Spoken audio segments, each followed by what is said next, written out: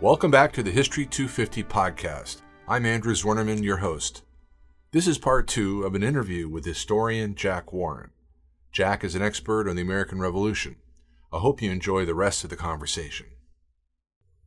In the American Revolution, you quote John Adams, and if I could paraphrase, Adams spoke of the founders' posterity, that is, later generations, probably won't know the cost of the revolution, but they ought to know it. So I thought it'd be really good if you could articulate for us, what was the cost? What did the founders have to pay in order to take on the revolution and to win the revolution? And why should we remember that? Well, the revolution was an extraordinary upheaval. It wasn't just a moment of political change. It was a moment of political, social, economic, and cultural change. And you can't have a revolution, a sudden change, which is what we've come to think of a revolution as being. It's a dramatic, fast change in society, culture, economy, polity that isn't wrenching, that isn't dramatic, and that doesn't have large costs associated with it. It's easy for us today. Let me sort of try to talk about what I'm guessing most listeners think of when they think of the revolution. The revolution took place before photography. We don't have a visual sense of those people. We see these portraits of men with powdered hair and funny clothes, and we hear quaint stories about them involving cherry trees and kites with lightning hitting them and so forth. And they seem very alien to our experience. Today, by the way, I think it's the birthday of Gilbert Stuart, to whom we owe so much in terms of what some of the founders look like. That's right. And Stuart, of course, came to America at the end of the Revolution and did most of his work in the 1790s and a little bit afterwards. The great portraits, and they are when the men who fought the Revolution were beginning to get old. We don't think of them as we ought, because it's difficult to do so, as dynamic young men. Washington was 43 when he took command of the Continental Army, and he was an athletic man. A man who worked hard physically every day. Yeah, was considered a great dancer, a great horseman. Jefferson said he was the greatest horseman of his age, and I think he meant of the era, and that he sat a horse well, he rode a horse well, and he did, without question. We see the paintings, the wonderful Stuarts, and they are wonderful paintings, but they're paintings of an old man. We don't see that youth and dynamism, the strength that so impressed contemporaries that made young men want to ride with him. That was an extraordinary generation of leaders, each in his own way. That war was also a young man's war. The end of it, we don't have the kind of demographic data that we do on later American wars. We can tell you in the Civil War what the average age was at every moment in the war. We don't know that for the Revolution. We just don't have the muster rolls and the kind of detailed bureaucratic paperwork that armies would later keep. But we do have fragmentary evidence. And somebody keeping the muster roll of New Jersey troops toward the end of the war, for some peculiar reason, wrote down the ages of the soldiers that he was enumerating, and their average age was 17.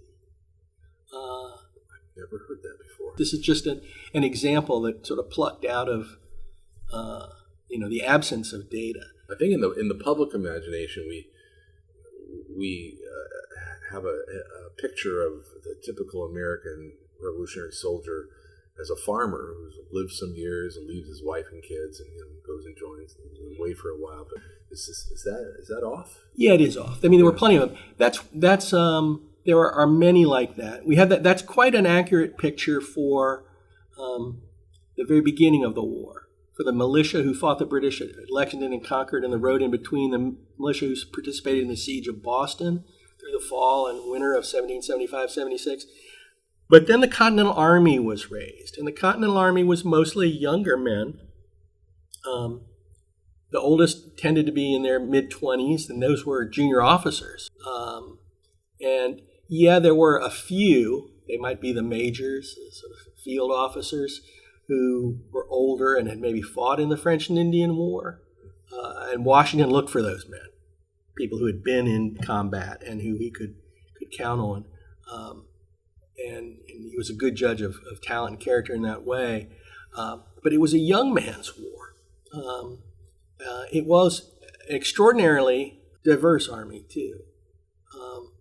Washington at first didn't welcome black troops, but late in the war, he came to accept and praise them. And in fact, by the end of the war, probably, by my calculation, 1 in 5 soldiers or men serving with the Continental Army, and some of them might have been wagon masters and so forth, were African American.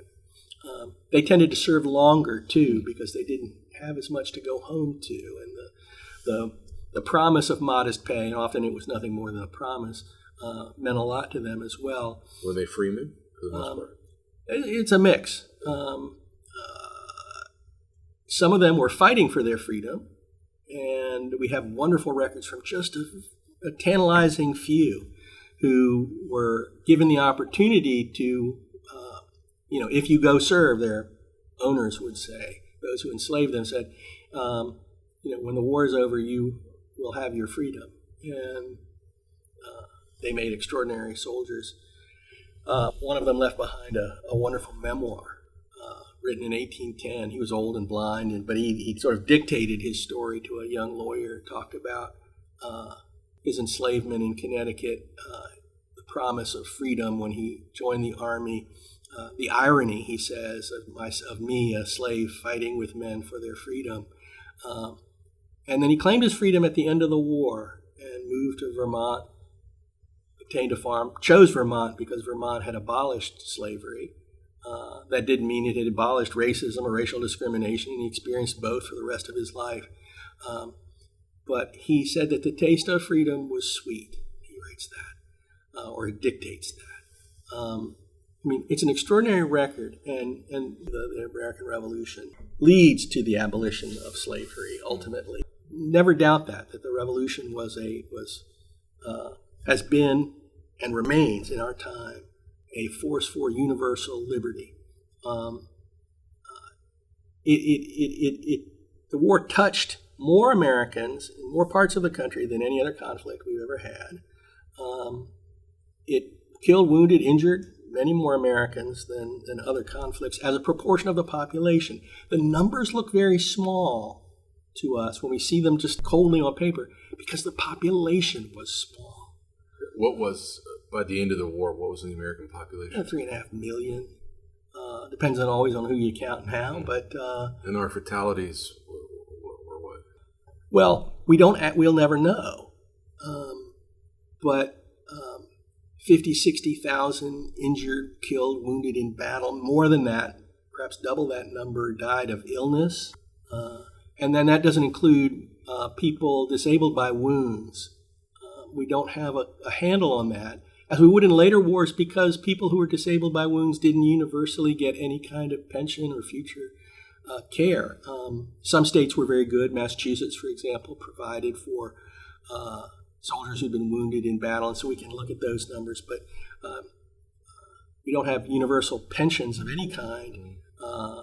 We have pensions for indigent soldiers adopted in 1818, and it isn't until 1832 that pensions were provided to all soldiers who then survived, who'd fought in the American Revolution.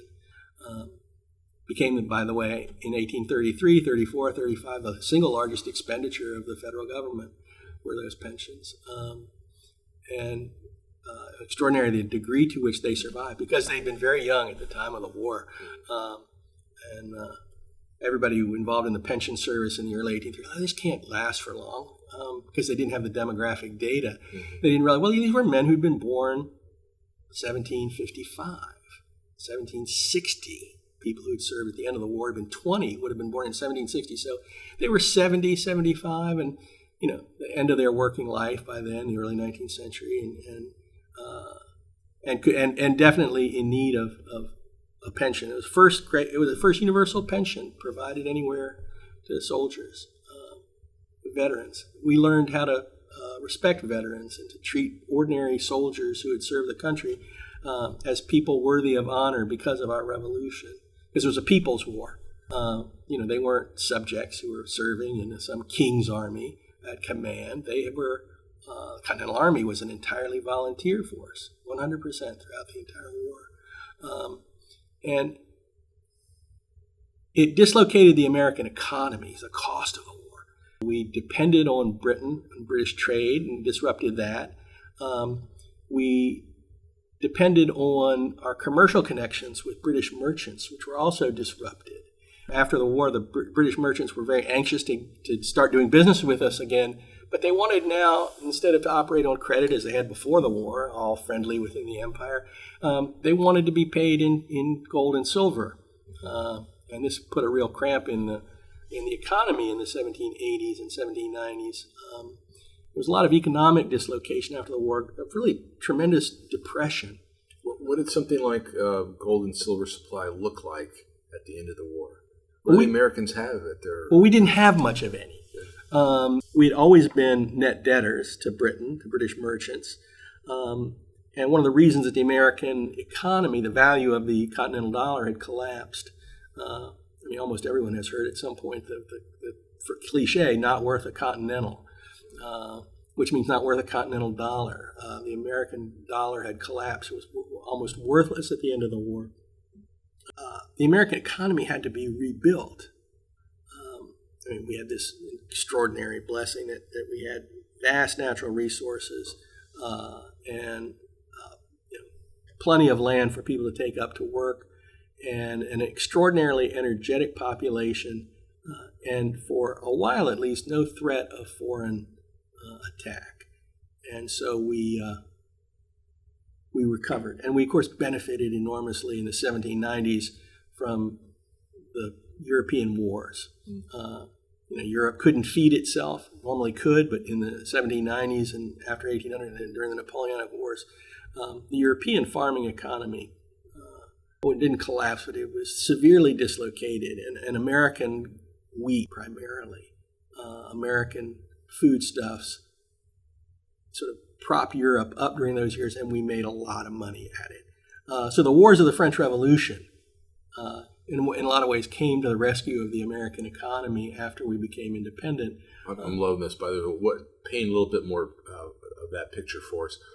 Who's growing wheat? Where in the colonies, and who are they selling it to? Americans had grown foodstuffs before the Revolution, primarily sold in the West Indies to the British colonies there, corn, wheat that were used, rice from the Carolinas that were used to feed the enslaved population of the British West Indies.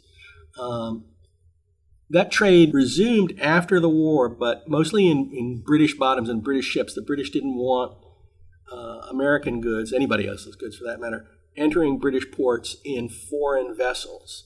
And so this put a cramp in American shipbuilding. Why is that? Why did the British want? Why didn't they want those foreign ships? Because they wanted to encourage British shipmaking so that so Britain would have the most robust shipbuilding industry in Europe, so that in time of war they could build warships just as quickly as in time of peace they could build merchant ships. It was very important for them to maintain that ability. By the way, a point of reasonable controversy in modern America, we have almost no shipbuilding capacity anymore. Time of World War II, we were able to turn out, say, like the Liberty ships, at their peak, they were coming off they were being completed almost, several a week, the transports that were needed. And because we had enormous shipbuilding capacity in the United States, today we have very little. Most ships that we use are built in Korea or in India or elsewhere, where shipbuilding is still going on. The Chinese have more shipbuilding capacity, literally hundredfold compared to America today. At the time of the American Revolution, the British were determined to maintain their mastery of the sea. So they insisted that the commerce entering ports of the empire had to be, for the most part, in British ships, not only British owned, but British built. they couldn't hold on to that. American shipbuilders, of course, immediately began commerce with other European nations. American goods did go to Britain in American vessels, and ultimately that system of the British broke down, and they admitted our ships to their ports. But that would be some time. So you detailed really nicely the cost in lives, the cost for those who survived, loss of limb, huge economic costs to the founders. Are these the chief costs that John Adams had in mind? He did, but he would have thought. He was also aware of the physical destruction of war. There were certain parts of the country, Westchester County in New York, for example, places that had been fought over as sort of a middle ground between the armies, large parts of New Jersey, which had been marched over and fought over, the interior of South Carolina, which was largely desolate at the end. There had been so much fighting, much of it between loyalists and patriots, farms destroyed and this large-scale dislocation. Were the farms destroyed? Barns burnt. Just kind of the Brits leaving things destroyed in their wake, or they're taking over property, or they got caught in crossfire? In the backcountry of South Carolina, that is by which we mean pretty much anything west of Charleston at this point, there had been the scene of, from 1780 till the end of the war, a guerrilla conflict, largely fought between American loyalists and the American Army, American militia. It was a local civil war, and both sides put the farms and property of the others to the torch. And so, there are accounts of people who rode through large parts of the Carolina backcountry at the end of the war who saw it. He said it's just desolate. He said that, there are whole districts where you see no livestock. You don't even see any deer. He says the farms the houses are desolate and burnt. The fences have been torn down for campfires. The backcountry of the Carolinas was a mess and really didn't recover for a generation. So the losses of the war in that way were tremendous. And part of the cost of the war that Franklin and Washington and Adams all addressed in one way or another in their writings was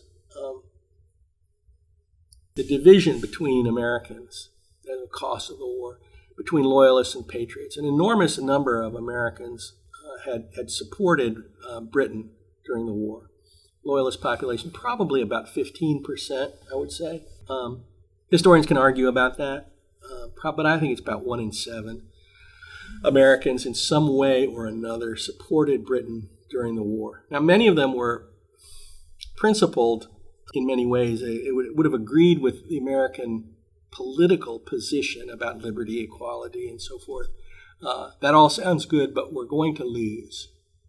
And in a conflict like this with a great imperial power, many people just came to the conclusion, there's no way we're going to win, and I need to be on the winning side when this is over.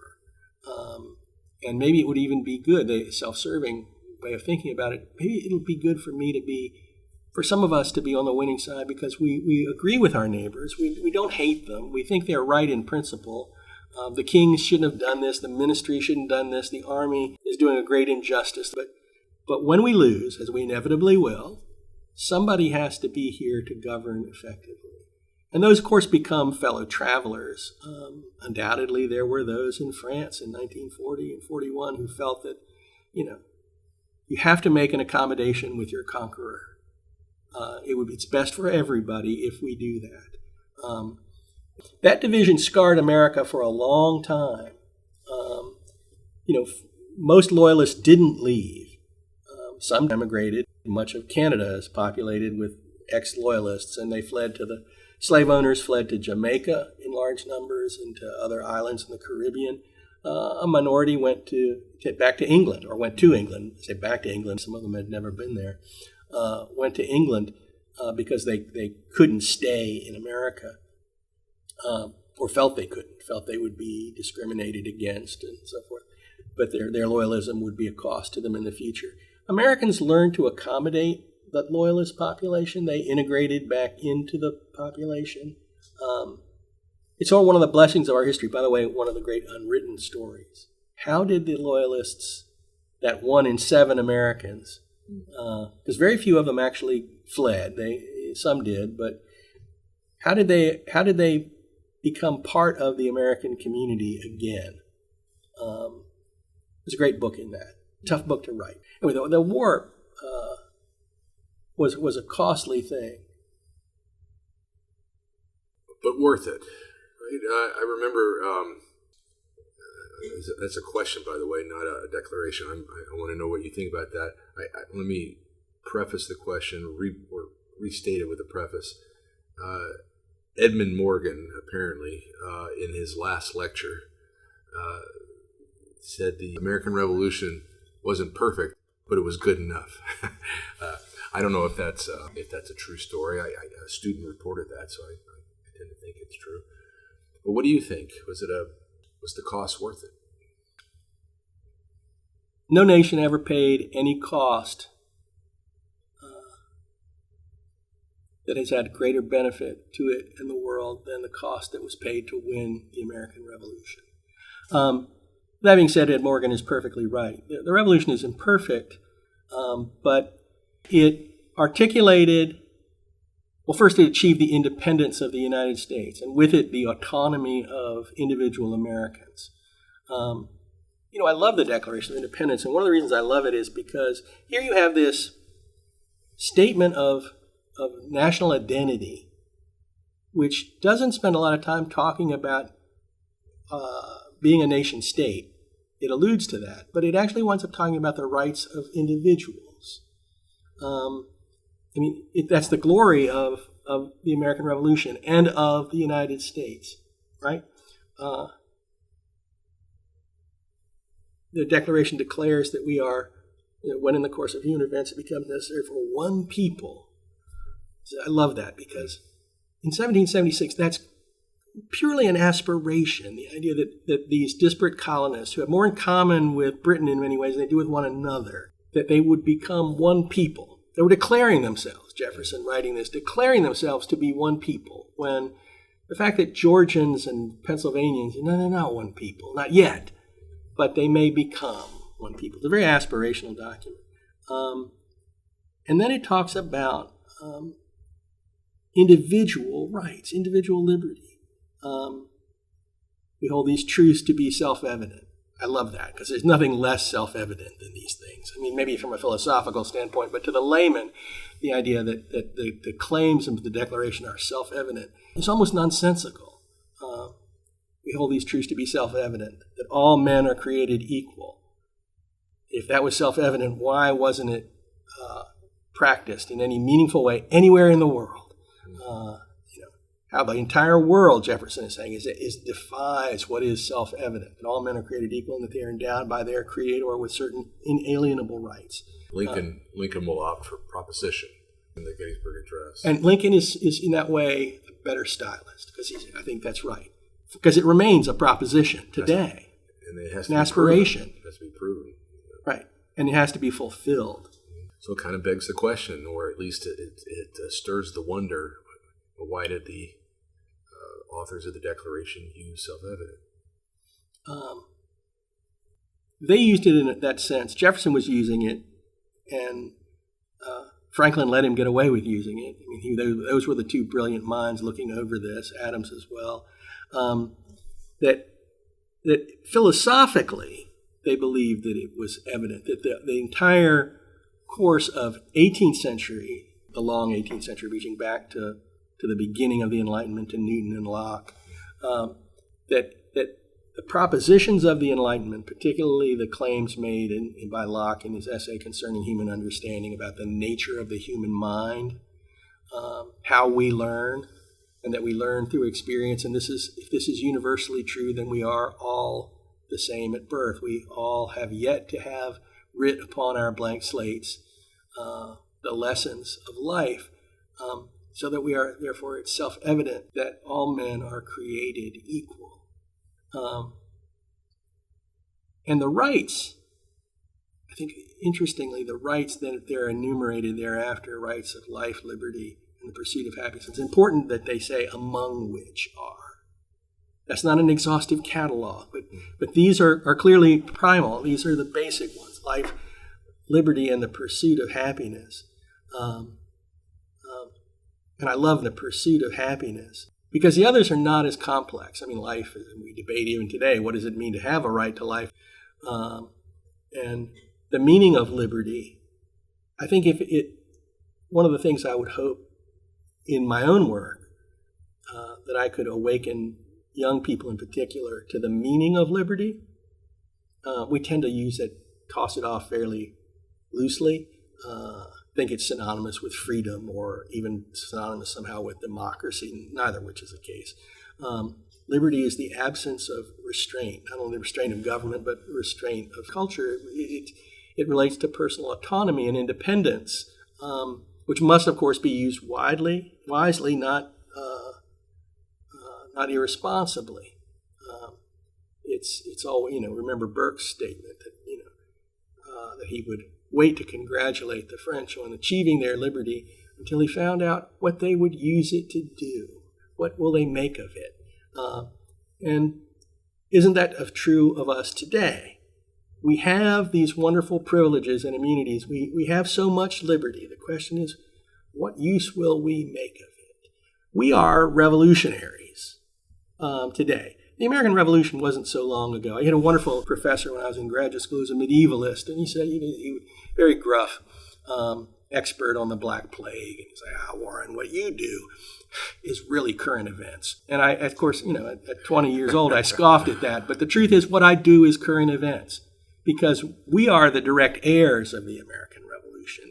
The principles for which the revolutionaries fought, those define our political world. What did they achieve? Well, I begin my book this way. I said, because the purpose of the book is, okay, what did the revolution accomplish? And naturally, what did the revolution accomplish that we should pay any attention to today? Our independence, national and personal. Our liberty, as absence of restraint, that is at least what is not necessary. What government need not restrain, it should not restrain. And we need to think seriously about what it is that people may choose to do that government should be in the business of restraining. Also, the restraints, undue restraints that we place upon each other, that not necessarily by government, but by others. And should government intervene in those things? The questions around liberty are enormous. Equality. Declaration says we are created equal, and it's a bedrock principle since the Revolution that we should be equal before the law. What about equality of opportunity in the absence of invasion of other people's liberty? Sure, I think we can all make a case for that. But the problem is that providing equality of opportunity for one person may infringe on the liberties and independence of another. And that's certainly the case if we promise equality of outcome, which is a battleground of the moment, right? Or so what many moderns have taken to calling, I think improperly, borrowing a word which is much better left in its legal sense, equity. That an equitable outcome is an equal outcome. And certainly we want to live in an equitable society, but the question, do we also want to live in one that in which liberty and independence are respected? We don't want government invading, or many of us do not want government invading our personal choices, what we do with our property, what we do with our labor. And in the end, if you're promising everyone an equal outcome, then government has to take over our substance and our ability to produce. And we wind up with the world that Orwell warned us against. So what does equality mean? These are the battles of our time. And they are battles that are intimately associated with our revolution. They're consequences of our revolution. So we have independence, liberty, equality, natural and civil rights. perhaps the great accomplishment of our revolution, certainly among its greatest, was awakening Americans to the conception of natural and civil rights. That distinction is blurring today, and it's bad to let it blur. Civil rights are not natural rights. The right to vote is a civil right. The structures, the fabric of polity that in which for voting will be different in different countries, in different places, in different cultures. We restrict voting all kinds of ways, as well we should, right? We don't allow infants to vote. We don't allow insane people to vote. We limit that because we are looking for responsible citizenship. Voting is an expression of responsible citizenship, but only those capable of responsible citizenship can do it. We've enlarged and very, very properly expanded the sphere of participation in public life, particularly in the last century and a half, as a civil right. But in a way, we've blurred in our time the distinction between natural rights and civil rights. The civil rights are the ones that will vary, and the natural rights are the ones which are eternal and immutable, and they are the same everywhere for all people in all places and at all times. And that's what makes our revolution and its claims so important on the international stage. We're not alone, of course, in asserting that there are natural rights and that whatever polity people live under ought to respect those rights. But we were the first. We broke with Britain. Britain believed that there were rights, but they were the rights of British subjects, that rights were inherent in their culture. We claimed that rights were universal, and that those were the natural rights. But we distinguish between natural and civil rights, and really the civil rights are of secondary importance to us. And we battle with one another about the border between the natural and the civil. It's why the right to bear arms, the modern debate over the Second Amendment, or simply the right to bear arms as separate from the Second Amendment, is such a battleground. Obviously, if the right to life, a natural right, implies the right to defend your life. How am I to defend my life against someone bearing arms if I cannot bear arms myself? It's a reasonable question. And so the question is, the right to bear arms a civil right or a natural right?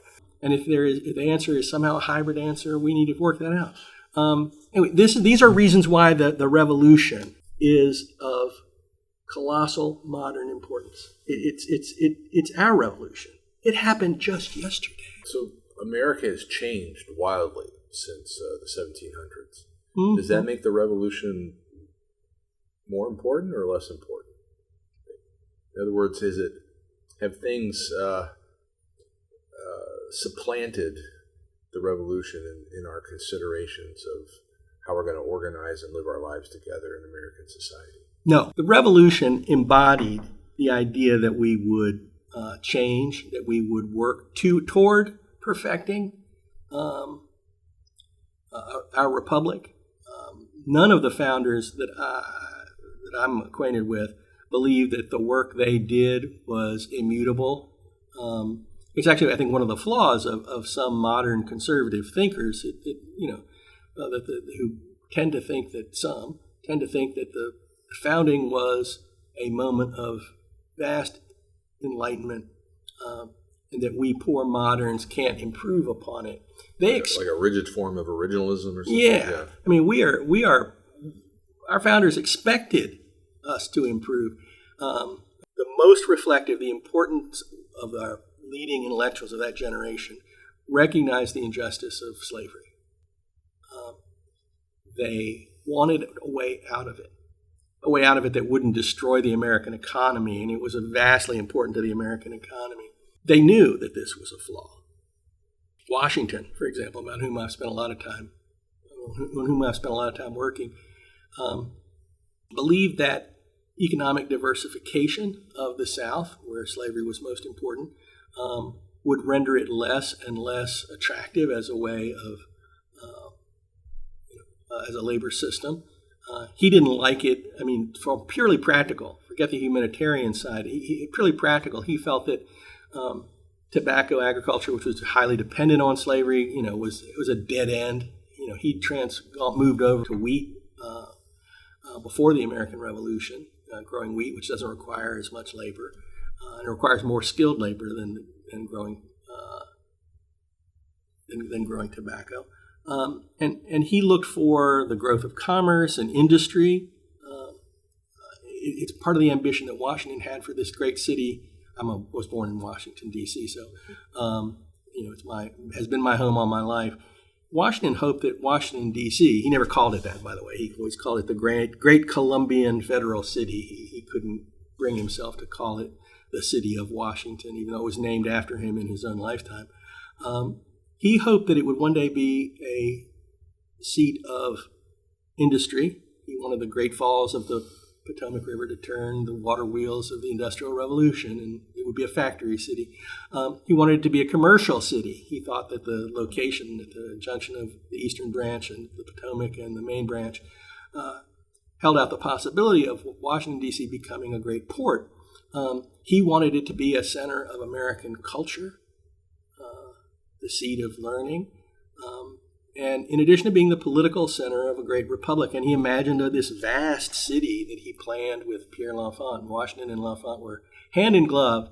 There was nothing more impractical than Washington's vision of the future of Washington, D.C. But it was his vision of what kind of republic we would have in a century hence. It was a phrase that repeats itself over and over in his correspondence. If we do this, a century hence, we will be like that. And the nature of the republic in the future, to the leader of our revolution, was vitally important. If Washington hoped that we would change and that America would, we would progress in realizing and fulfilling the promise of the revolution, who are we to say that our country shouldn't change, that our polity shouldn't change? In fact, it has. The Civil War changed it dramatically. The Reconstruction Amendments changed it dramatically, and not for the worse. They attempted to solve problems that we still wrestle with about the nature of freedom, the nature of equality, the nature of liberty, the limits of civil and natural rights. These are the battlegrounds of America, and there aren't any better battlegrounds for a free people in the world than to discuss and debate these principles. One of the problems of our moment is that our public life is too full of dogmatism, that people insist that the ground that they have staked out is correct, and that anyone who doesn't believe this should be anathemized in some way, instead of us having a true national conversation, reasoning together about the meaning of these principles, without demonizing one another, which has seems to become very hard in our generation. Those who disagree with us are evil or even un-American. And we need to escape that. And we need to escape that with a humane conversation. Classical education promotes that idea. Let us learn from the ancients, let us learn from modern thinkers, and then let us have a conversation among ourselves informed by the best minds of history. That's what the revolutionaries were like. They really were trying to act informed by the best minds of their century and of antiquity. And surely there's no better model for us. Well, I think there's no better way to end our conversation than those beautiful comments, which are very much in the spirit of History 250 as a project. We operate from the commitment to look at history observationally and sympathetically, to really look at it in all its great detail, don't reduce it to something less than what it is, but to also look at it with an eye toward the great humanity of our ancestors who paid a great cost, as you so beautifully articulated, and although imperfect, have given us a very good life here and a good way to think through how we continue to maintain our life. So thanks, Jack Warren. That was wonderful. Thanks so much for taking the time with us. And I know all of our listeners are going to really enjoy listening to the conversation today and all the great insights that you have. Well, thank you. And I really appreciate the opportunity to talk to your audience because, you're talking to people about what matters most in a liberal society, which is how we educate the next generation of citizens. And so I wish this project the absolute best. I hope you enjoyed the discussion with our guest, historian Jack Warren. We have more episodes coming up soon. Thanks for tuning in. Until next time, this is Andrew Zwerneman for History 250.